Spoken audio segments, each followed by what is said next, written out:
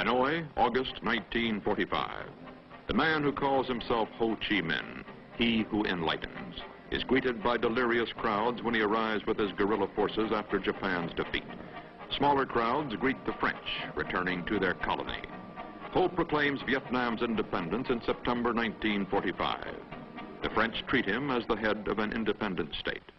Years before, this same man left his homeland, became a sailor, a pastry chef in London, a photo retoucher in France, and rented a dress suit and derby hat to petition President Wilson at Versailles in 1919. Ho pleaded for independence for Vietnam. No one listened to him except the French communists. He became a founding member of their party in 1920. Then began his long march to power. Moscow, New York, Berlin, prisons in Hong Kong and China were his way stations.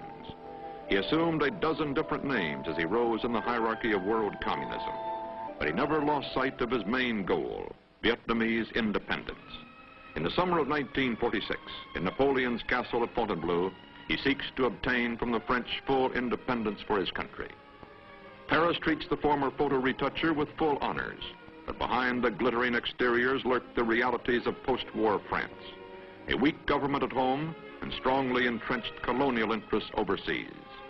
Until the end, Ho hopes for an agreement. Last-minute talks with French Overseas Minister Marius Moutet fail. The handshake is that of men about to enter the ring. A man who covered the story in Hanoi, today the New Yorker magazine's correspondent in South Vietnam and author of the book The Lost Revolution, Robert Chaplin. You could say that this was the beginning of what I have described as one of the many lost opportunities in Indochina and Vietnam to force the French into a stronger, more liberal position so that a decent alternative to communism might have been created earlier, or perhaps Ho might have been pre-Tito-fied, if you want to put it that way. This opportunity obtained until, certainly from the end of 1945 until the Indochina War broke out in November, December 1946.